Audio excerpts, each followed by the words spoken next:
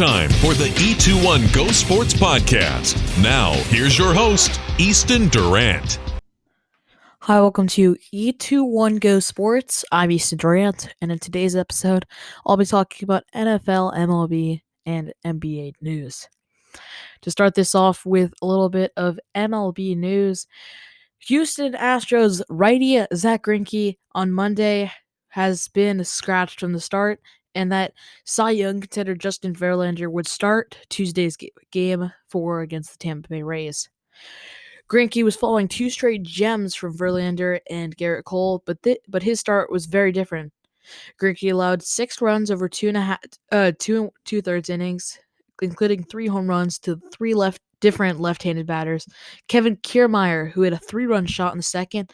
Later, Ji-Man Choi and Brandon Loy added solo shots. The Rays won 10-3, cutting Houston's lead in the series to 2-1.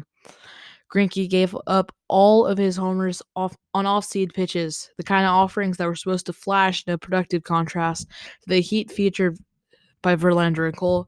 Instead, he became the first Houston pitcher to give up 3 home runs in a single playoff game. While the Astros were still down 2-1 lead in the series, the loss left manager A.J. Hinch with a dilemma.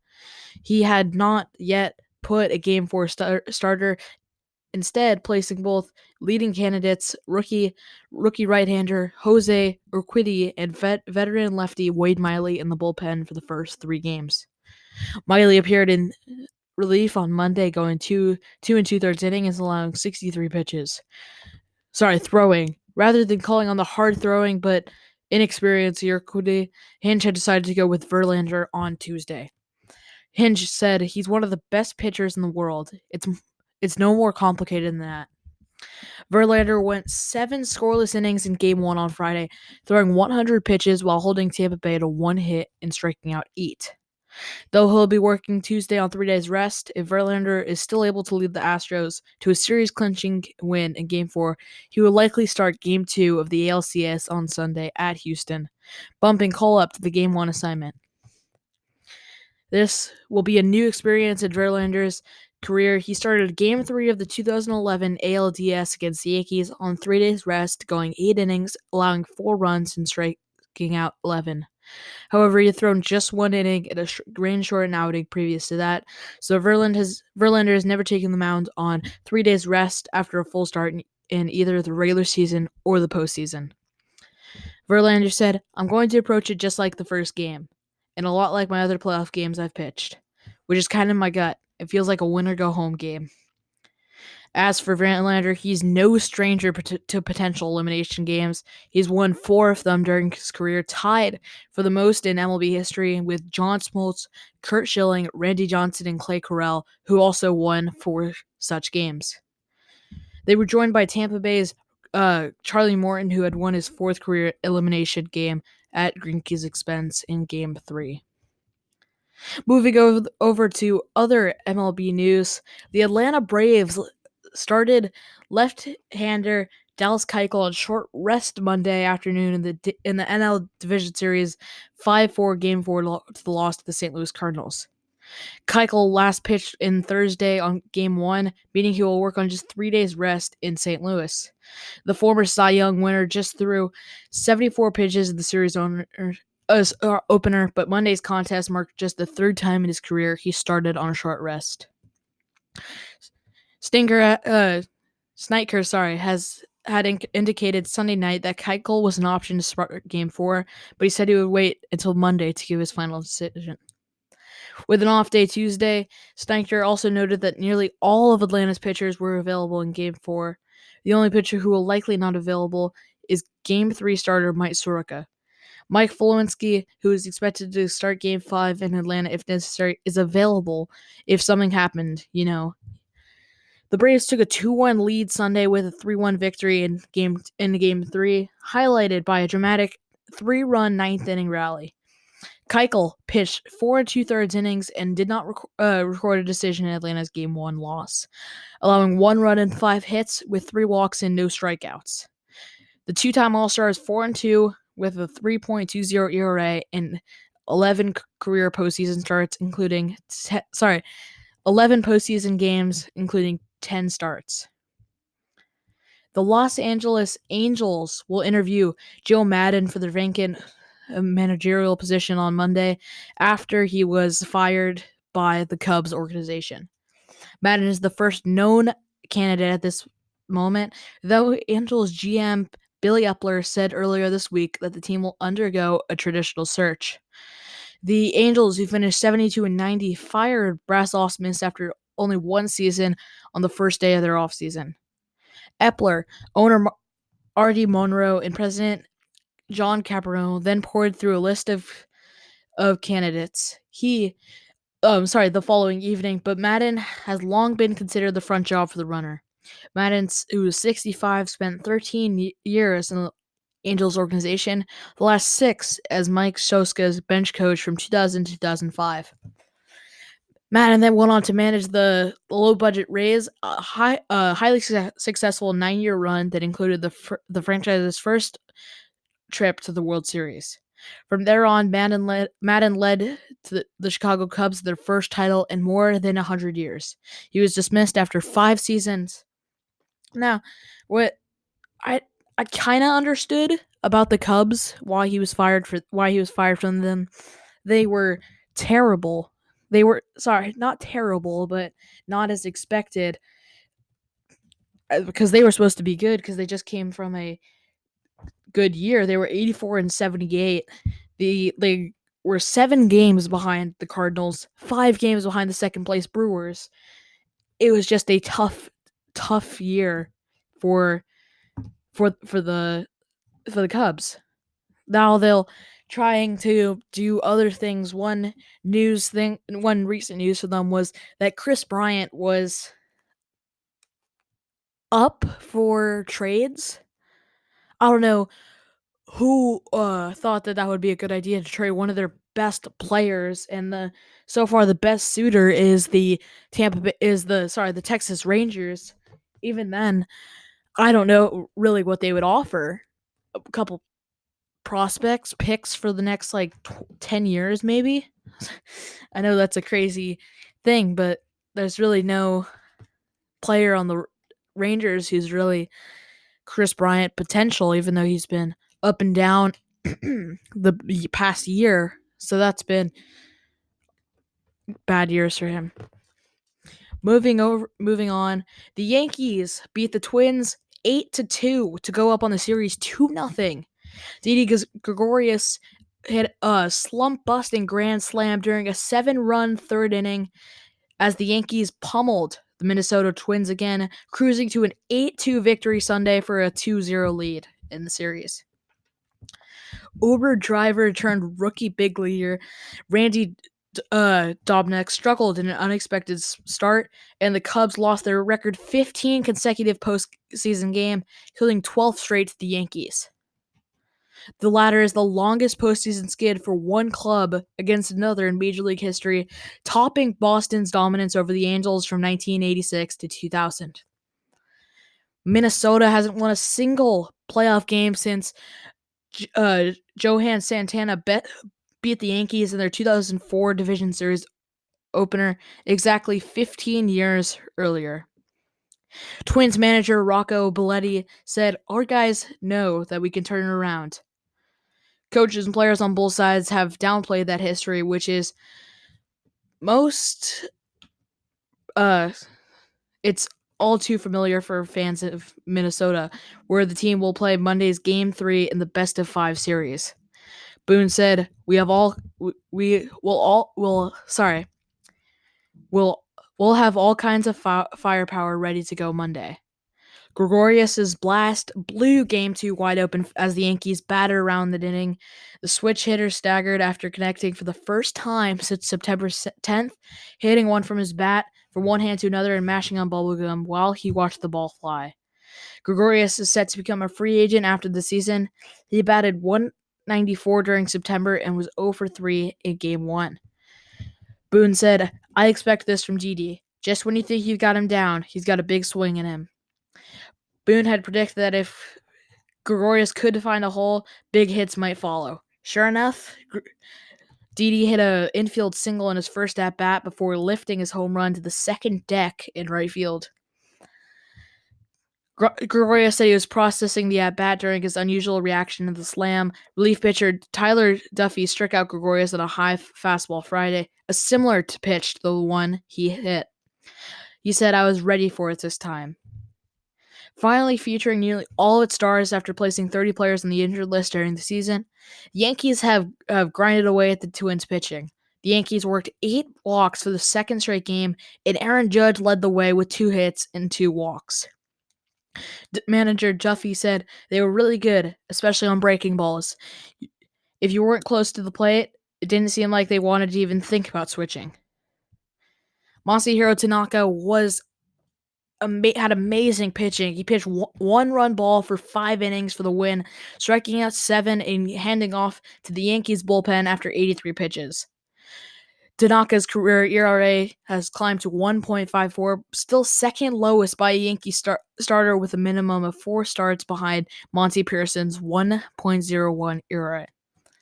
Tanaka, through a translator, said, "I actually don't get too caught up on being in the postseason and all that. Come to think of it, I think it's still it's a small sample. My thing is just go out there and be the best you can. Compete."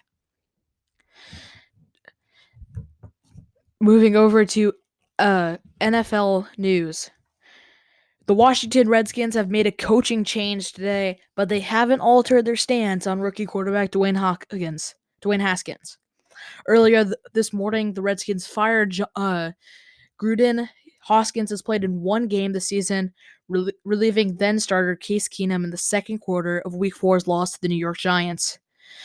The Redskins have stressed the need to be patient with Haskins, the 15th overall pick in April's draft. Interim coach Bill Callahan said Haskins won't start versus the Miami Dolphins, but he isn't sure when Haskins will start. It's the same approach that was being taken by fired coach Jay Gruden's firing was not related to how they were or weren't developing Haskins, but rather it was about the coach's record. During a news conference on Monday, this afternoon, Callahan said he would either start Keenum or Colt McCoy against the Dolphins. Callahan wanted to continue giving Haskins time to develop. He said, quote, "His progress is incremental. It's starting to show signs and flashes of progress. He still has a ways to go. I'm looking forward to coaching with him. I think he's a great kid. He's got a bright future. He's our franchise pick. He'll be in the lineup at some point, whether it's this or next year." He said that the goal is to develop Haskins, not rush him into playing. He also says there's a chance Haskins won't be active on game days. He continued saying, "We're going to heighten his maturation process, trying to get him on schedule so he is prepared." He continued saying, it didn't take much to figure out that he's a first-round pick, and we were putting resources into that position. I take it upon myself to be cognizant of where he needs to go and where he needs to be.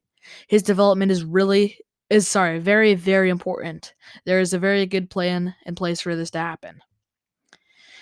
The Redskins have been working with Haskins on various aspects of the position to get him ready, from footwork on various backstops to calling plays in the huddle and also reading defenses at a faster pace. They met with him early in the morning, and then again after group meetings later in the day. Haskins watches extra film at home as well. Gruden said recently that they had packages Haskins could run when he played. The Redskins have also said since the draft that it would take time because he had only started 14 games at Ohio State. Collins said he wants to see from Haskins before deeming him ready. He said continuation of preparation of focus, having success on the field, having confidence on the field, getting his confidence level up so he has a package that he can obviously go out and execute. And now, and he has ownership on the plays. That's our focus right now. Get him up, get him rolling, just like we did with Chase and Colt, no different. On to why they fired Jay Gruden was because of his 35-49-1 record in 5+ years in Washington. The Redskins have won the NFC East under Gruden in 2015 and went 22-25-1 in the ensuing 3 years, leaving him on the hot seat An 0-5 start this season doomed him. He was fired around 5:30 a.m. this morning. Allen said, "We had much different expectations." But a big part of Allen's 13 minutes news conference involved questions about his own record in nearly 10 years with the Redskins, as well as Snyder's overall mark. In Allen's 9 season, the Redskins are 59, 89, and 1. The Redskins are 139, 185, and 1 under Snyder with 2 playoff wins. Allen said, "We're all involved in this, and I don't want to hide from our record. I don't want to hide from the things that didn't go where we wanted them to go, and all we can do is work.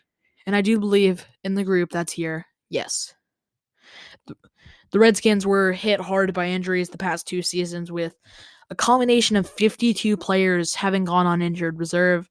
They have had 10 players on injured reserve this season, including quarterback Alex Smith. Pro Bowl tackle Trent Williams remains a holdout, and Allen said they have no plans at this time to trade him. Tight end Jordan Reed has missed all 5 games with a concussion. Moving over to other NFL news, AJ Green is out at least another week. He will not participate in this week's practices as he continues to recover from an ankle surgery.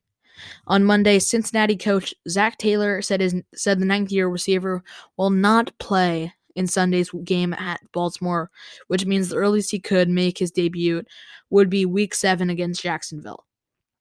Taylor said that while Green will not be taking any snaps against the defense, he hopes to see the receiver start going through individual drills at the timeline to get closer. Taylor said, You don't just go into practices full blown on your first day after being off for 2 months. There will come a time and place where we'll start working with him individually and then ease him into practice." Green has been out since he injured ligaments in his right ankle during the first practice of the preseason. Because he went through drills before the injury occurred, he was ineligible to be placed on the team's physically unable to perform list. That would have allowed the Bengals to keep an open 53-man roster spot, while Green missed a minimum of 6 weeks, which is the current projected length of his absence. At the end of the preseason, the Bengals opted not to place Green on injured reserve. While he did not give a specific timeline for his return, Taylor conceded that they expected Green to be back within the first 8 weeks of the season, the minimum absence for an IR stint. Today, Taylor said there was no setback for Green, who has missed 18 games of the past 3 seasons with various injuries. Last week, the receiver worked with the team's training staff while he continued to rehab his process. Taylor said, quote, "I watch him every day on the rehab field, so I see him doing good things." The Bengals are missing him a lot to start the season. They have been terrible so far this season. Right now their record is 0-5. Every single game that they have lost, which is terrible for them. AJ Green was a big help to their success the past couple of years and has helped them be able to get in big games against all of the AFC North. He's had good years and he's had bad years because of the injuries. He's been missing a little bit and he's been there for on and off a couple times. But yeah. Moving over lastly in NFL news, tight end Benjamin Watson beyond disappointed after the release from the Patriots. The Patriots released veteran tight end Benjamin Watson as his roster exemption expired at 4 p.m. Eastern Time on today, making him a free agent. Watson, who had returned from a 4-game suspension last week, reacted to this decision on Twitter. Benjamin Watson, via tweet, said, quote, "The God of victory is also God in failure. I gave my all, but it was not enough to earn a spot on the Patriots roster. I'm beyond disappointed, but even more upset for my family, who has supported me with all the love a husband and father could ask for. They are my heroes." Watson said that he is in the process of determining his football plans for 2019. Also expressed thanks to Patriot owner Robert Kraft for his 2 stints with the franchise. The move means that Patriots will go with Matt LaCosse and second-year player Ryan Izzo at tight end.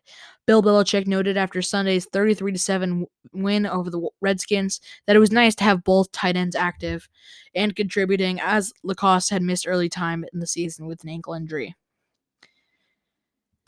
Moving lastly in NBA news, Kyle Lowry and the Toronto Raptors have agreed to a 1-year, $31 million contract extension that takes the 5-time All-Star guard out of July's free agent market.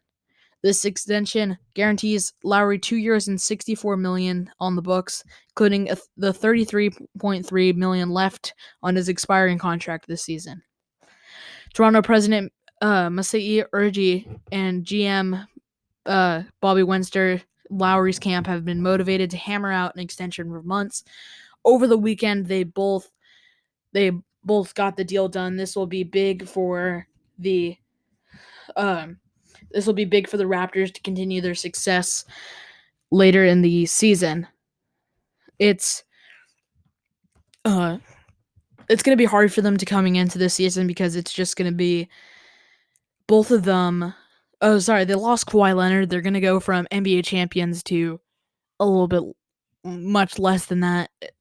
It seemed that they had just got to the top of their peak, but now that the only players left that they have, the only star player that they have left is Kyle Lowry, Marc Gasol, maybe. That's being generous to Marc Gasol, but I mean, the trade was worth it for Kawhi Leonard. They got a championship out of it. 100 out of 100 times they'll take that trade because a championship is good enough than being under LeBron's shadows for the past couple of years. Well, thanks for listening to E21 Go Sports. I'm Easton Durant. You can subscribe to us on YouTube at E21 Go Sports and follow us on Instagram and Twitter at E21 Go Sports. Thank you. You've been listening to the E21 Go Sports Podcast, a production of Cogger Podcast Network.